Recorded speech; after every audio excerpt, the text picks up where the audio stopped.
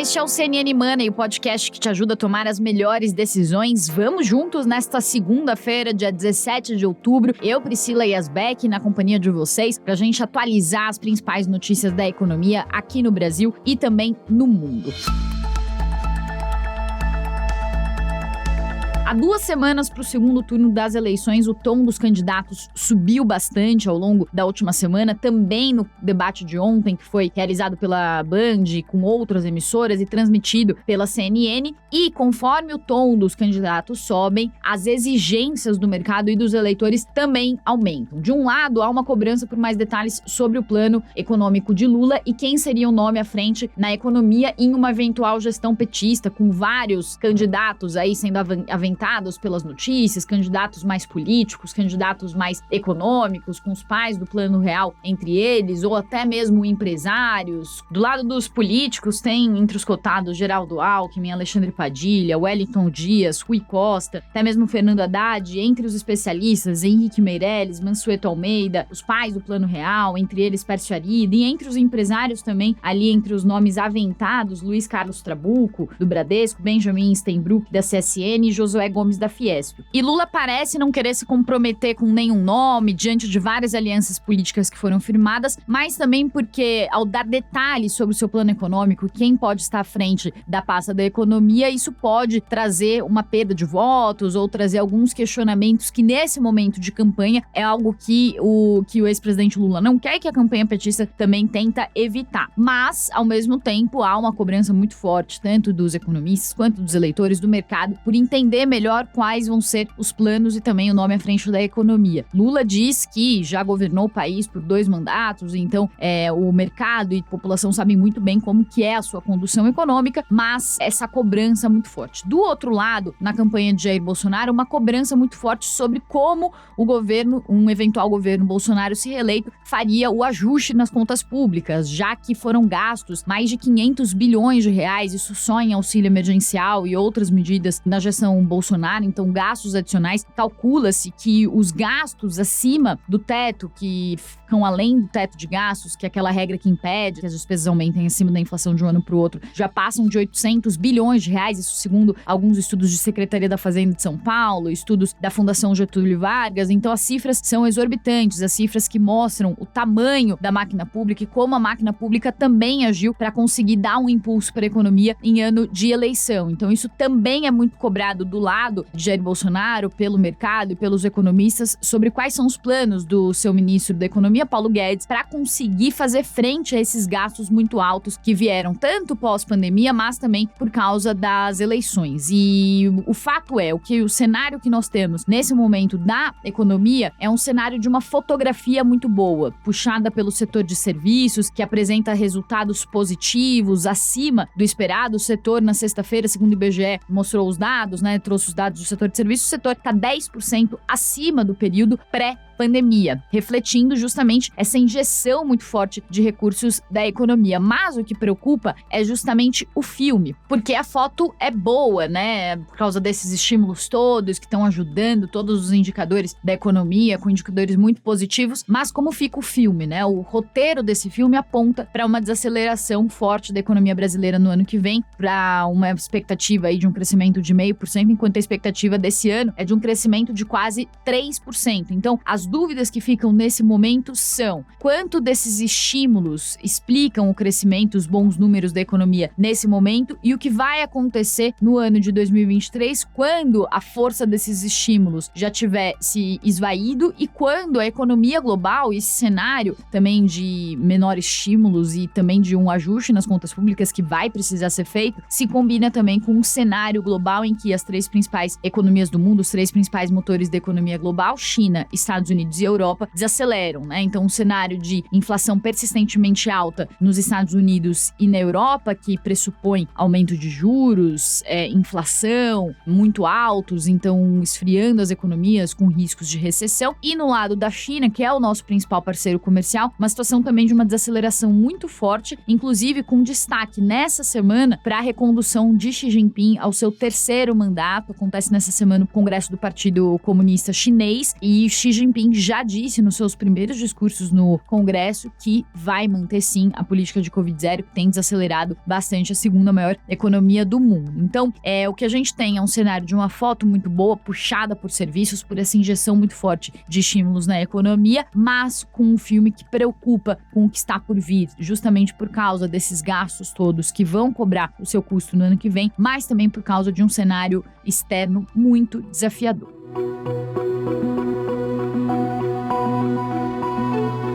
Então, feito esse preâmbulo, a gente vai começar aqui trazendo justamente esse recorte do setor de serviços, que ficou bem acima do esperado na sexta-feira, uma alta de 0,7% acima do 0,1% esperado, e a gente combinou essa análise junto também com os dados da indústria e do comércio, a indústria que caiu 0,6% em agosto e o comércio que caiu 0,1% também no mês de agosto. Junto, comércio e serviços são os principais setores, né? Respondem por cerca de 70% do PIB, mas a pergunta que se faz nesse momento é: o quanto que do setor de serviços foi impulsionado justamente por causa desses estímulos muito fortes que a gente falou aqui, que eu falei aqui na abertura, feitos pelo governo, até com vistas às eleições, e o quanto que é crescimento estrutural por causa de reabertura plena das atividades e que pode se sustentar também para o ano que vem. A gente conversou sobre isso com o nosso comentarista de economia, Sérgio Vale. Vamos ouvir. Olha, Pri, eu tenho a impressão que tem muito a ver com a dinâmica que a gente está vendo em 2022, ainda da saída da pandemia, né? A gente tem um efeito, especialmente no começo do ano, que a gente viu acontecer ao longo dos últimos 3 anos, na verdade, começando com o comércio mais forte, com o varejo mais forte, serviços mais deprimido ali em 2020 e 2021, a gente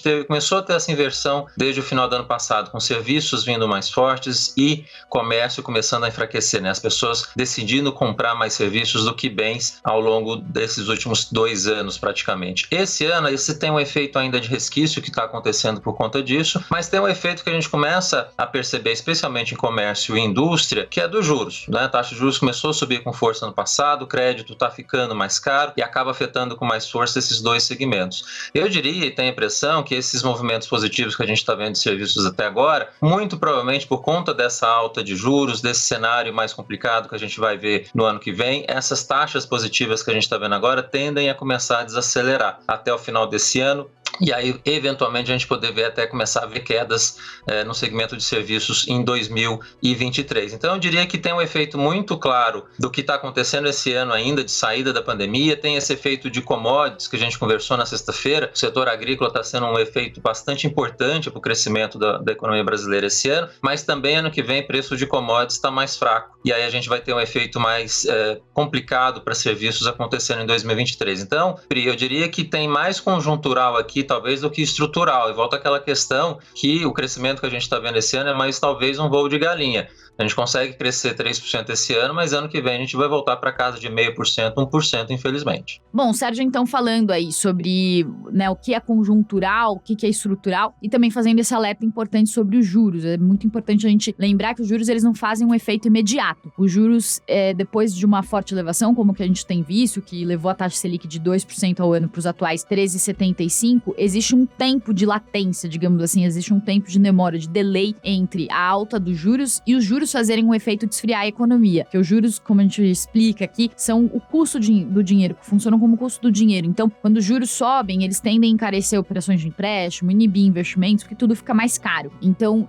demora um tempo até a demanda reagir a esse aumento de juros. Então, o efeito completo dessa alta de juros da taxa Selic, aqui no Brasil, segundo os economistas, deve ser sentido, de fato, mais nesse segundo semestre. Então, a ver como que o setor de serviços reage a esse aumento de juros muito forte, combinado também com uma desaceleração da economia global. Dito isso, feito o recado aqui, a lição de casa sobre o setor de serviços, um dado importante saiu na sexta-feira, agora a gente muda de assunto, vamos falar um pouco também sobre o debate que aconteceu ontem na Band, que foi transmitido pela CNN, entre os candidatos Lula e Bolsonaro. Vou trazer aqui alguns destaques do que os candidatos falaram sobre economia. Bolsonaro, mais uma vez, defendeu reforma tributária e prometeu o auxílio de R$600. Lula disse que com planejamento e com reforma tributária é possível fazer investimentos, retomar os investimentos. Também falou sobre fazer a proposta de elevar a isenção do imposto de renda para cima de 5 mil, né? Então ficariam isentos as pessoas que recebem até 5 mil. Também enalteceu programas criados no seu governo, falou sobre as cisternas para o Nordeste, falou sobre programas de alimentação para crianças, aumento do salário mínimo. Bolsonaro também falou sobre a sua gestão, sobre obras de infraestrutura, falando que no período Dilma, a ex-presidente não terminou as obras iniciadas por Lula, que depois veio o governo Bolsonaro e aí conseguiu realizar muitas obras na gestão de Tarcísio Gomes de Freitas, à frente da infraestrutura, que também é candidato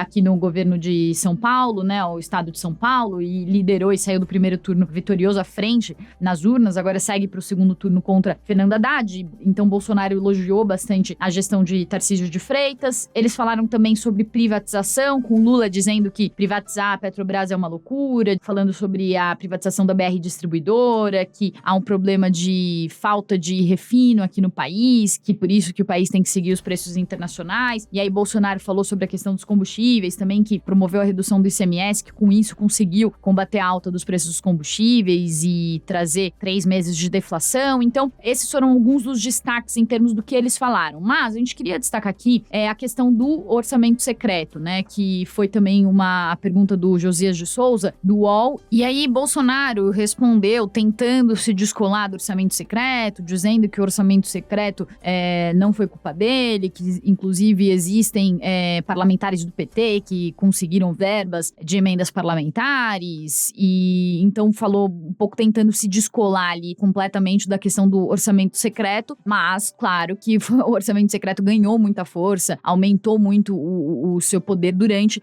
o governo de Bolsonaro, né? Inclusive com as emendas batendo recordes no governo Bolsonaro. E aí na sequência veio Lula falando sobre a questão do orçamento secreto, meio colocando ali que o governo tem que trabalhar com o Congresso, que o Congresso eleito é uma responsabilidade da população, que são parlamentares que foram eleitos pela população, sejam eles bons ou ruins, são a população que decidiu, e que ele vai fazer um orçamento participativo. O ponto é aqui, né, independentemente de quem vencer a eleição, o cenário que a gente tem é um cenário de um executivo perdendo força sobre o orçamento, sobre o dinheiro público, e o Congresso ganhando força sobre o orçamento público, que é algo que a gente já falou bastante aqui no CNN Money, sobre quando a gente falou bastante sobre as discussões do orçamento, também sobre esse avanço muito forte dessas emendas parlamentares, que são, e as emendas de relator, principalmente, que compõem o orçamento secreto, que são nada mais do que dinheiro público que vai para parlamentar para que ele use esse dinheiro para os seus redutos políticos, né? E com isso, o dinheiro que deveria ser usado e calculado e planejado pelo que é prioridade para a população acaba sendo usado de acordo com os interesses políticos desses parlamentares. E aí a gente conversou com o Sérgio Vale também sobre esse ponto específico do orçamento secreto e sobre o que os candidatos apresentaram, falando um lado Bolsonaro tentando se descolar do orçamento secreto, outro Lula falando que tem que sim haver uma articulação política, que os parlamentares que estão eleitos foram eleitos pela população, mas falando também de um orçamento participativo que chamaria a população para colaborar com ideias. Então vamos ouvir o que o Sérgio Vale falou sobre isso. Pois é, Pri, uma parte da história é o orçamento do ano que vem. A outra parte que não foi discutida é a questão do regime fiscal. O que a gente vai ter olhando para frente em relação à regra do teto, o que vai substituir eventualmente a regra do teto, que é uma parte talvez a mais importante dessa história. Essa questão do orçamento secreto que a gente está vendo desenvolver aí ao longo dos últimos anos é um ganho de força que o Congresso está tendo em detrimento de uma presidência que está se enfraquecendo ao longo desses anos, e vai ser muito difícil ou para o Lula ou para o Bolsonaro no ano que vem se confrontar em relação a esse orçamento que o Legislativo cada vez mais tem força para conseguir manter, e o Congresso e o Executivo vai ter que lidar, vai ter que trabalhar dessa forma de qualquer maneira. A questão toda que eu acho que vai ser o cerne para o próximo ano é o que vai ser o regime fiscal olhando de 2023 para frente do ponto de vista da regra do teto especificamente. Eu acho que essa vai ser a grande reforma, junto, espero, com a reforma tributária no primeiro semestre do ano que vem, que vai ser discutida. O orçamento, que a gente vai ter que discutir no final desse ano para 2023, vai ter que encarar onde vai encontrar recursos para o Auxílio Brasil, onde você vai colocar aumento de salário mínimo, que foi discutido ontem também, precatórios, aumento de salário de funcionalismo. É um orçamento que vai ser muito difícil, de qualquer maneira, para 2023. Mas passado o ano que vem, eu acho que a grande questão que fica, e que não foi discutida, e nem sei se vai ser discutida até o fim dessa eleição, é o que vai ser o próximo regime fiscal, que regra fiscal que a gente vai trabalhar a partir do ano que vem. Isso que o mercado está de olho e quer saber o que vai acontecer. Então, a gente adoraria trazer aqui mais respostas sobre como as regras fiscais vão ficar, qual que vai ser o ajuste feito nas contas públicas, mas o que fica muito claro sobre todas as discussões que acontecem é que, por enquanto, a gente não vai ter essas respostas. Talvez essas respostas cheguem só mais pro fim do ano ou até no ano que vem. Enquanto isso, a economia e as contas públicas, elas ficam num limbo muito grande e muito preocupante, porque quanto maior a incerteza, maior é o risco que isso traz para as nossas contas. E por que isso é importante? Porque quanto maior o risco do país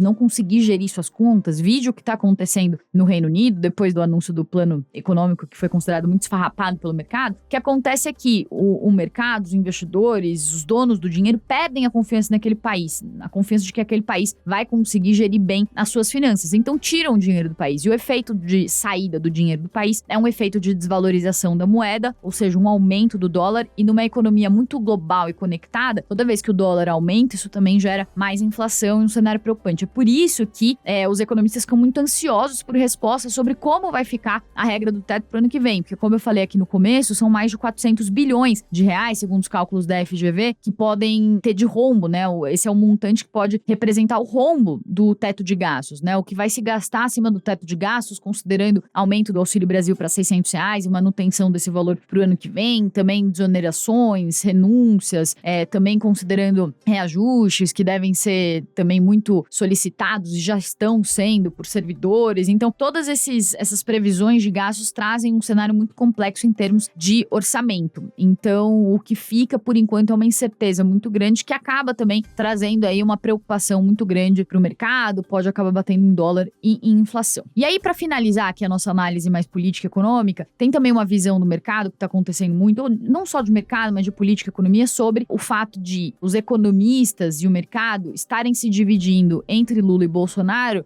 da seguinte forma: aqueles que se preocupam mais com o risco à democracia, eles votam em Lula. Aqueles que se preocupam mais com o andamento de reformas, votam em Bolsonaro. Eu joguei justamente essa questão pro Sérgio Vale para ouvir a opinião dele e entender se ele concorda com essa leitura, né, de que o mercado, os economistas estão se dividindo dessa forma. Vamos ouvir. De certa forma, está indo desse lado, Pri. A gente está vendo uma certa divisão em relação a quem está mais preocupado com a questão democrática e o mercado mais estrito senso, de certa forma, preocupado com as reformas. Mas olhando do ponto de vista histórico, essa preocupação com a democracia é extremamente relevante. Países que aumentaram e foram para um regime mais autoritário, que perderam capacidade democrática ao longo dos anos, são países que, ao longo desse período, foram perdendo capacidade de crescimento, foram saindo do mercado mundial, e isso é um risco que, infelizmente, a gente não tinha anos atrás e que, de repente, apareceu por conta justamente do Bolsonaro ficar tocando muito nessas questões. Então, esse risco democrático, infelizmente, existe, precisa ser colocado na conta e é algo que a gente vai ter que lidar ao longo dos próximos anos. Se o Bolsonaro ganhar, é algo que vai ser discutido ao longo desse período. Se o Lula ganhar, a questão mais focal vai ser, de fato, o que a gente vai ter de reforma econômica, o que vai ser o regime fiscal, se vai ter privatização ou não. Ontem o Lula já falou que não vai ter privatização, mas eu acho que tem essas duas diferenças sim acontecendo hoje no mercado. Bom,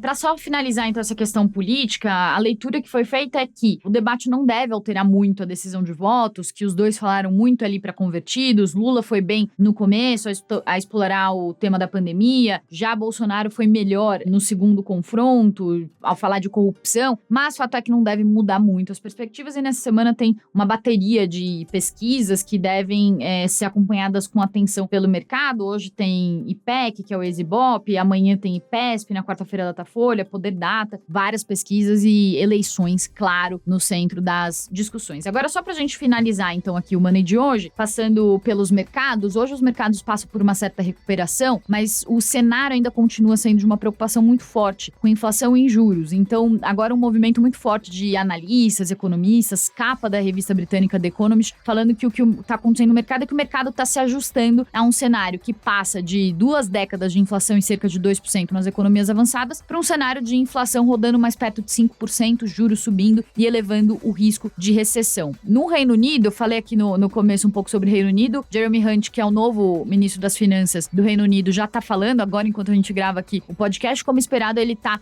voltando atrás em vários pontos do do plano de corte de impostos do Reino Unido, que foi rejeitado por completo pelo mercado, trazendo ali algum alento, alguma esperança de que o Reino Unido vai seguir numa trajetória mais responsável fiscalmente, com também especulações sobre saída da primeira-ministra Liz Truss, que estava à frente desse pacote junto com o ex-ministro das Finanças, o Kwasi Kwarteng. Então, agora com esse novo ministro das Finanças, isso traz um ânimo renovado ali para a questão do Reino Unido, mas ainda assim o cenário é de apreensão por causa dessa história de aumento de juros no mundo todo. No fim de semana, Andrew Bailey, presidente do Banco Central inglês, falou sobre a necessidade de subir juros com mais força em relação às últimas decisões, então tudo isso no radar. E a China também, importantíssimo falar aqui, que tem a recondução de Xi Jinping ao seu terceiro mandato no Congresso do Partido Chinês, que acontece nessa semana, com o Xi Jinping, então, sendo comparado a um monarca comunista, porque o Partido Comunista prevê 2 mandatos seguidos, né, para cada líder, e aí Xi Jinping, então, deve manobrar ali para conseguir ser reconduzido para o seu terceiro mandato. É por isso que muitos estão comparando Xi Jinping a Mao Tse-tung, por causa da longevidade, né, do mandato, mas também pelo poder sobre o partido. Então, o Xi Jinping com um poder muito forte, a ver também como que fica a composição ali do Partido Comunista entre os apoiadores de Xi Jinping ou não. Mas o que importa muito para o mercado é que Xi Jinping, no seu primeiro discurso, já falou que deve manter a política de Covid-0, que deve manter uma desaceleração forte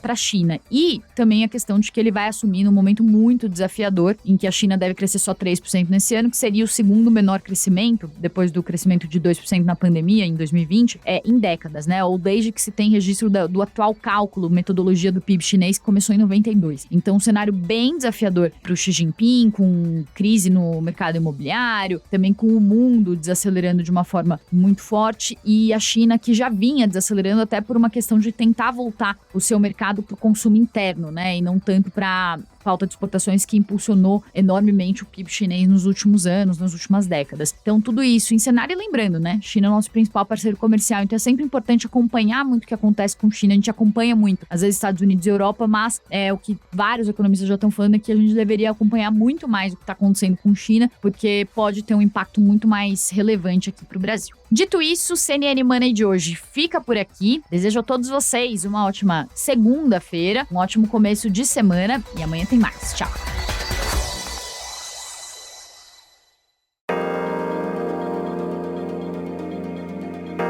Com apresentação, pauta e coordenação editorial de Priscila Yasbeck, este podcast é produzido pela CNN Brasil com edição da Maremoto. Produção, Larissa Coelho e Fabrício Julião. Edição e sonorização, Felipe Gomes. Coordenação técnica, Paula Weinder e Felipe Gomes. Coordenação de produto, Verônica Schneider. Você também pode ouvir o CNN Money no site da CNN Brasil. E aproveite para conhecer os nossos outros programas em áudio. Acesse cnnbrasil.com.br/podcasts.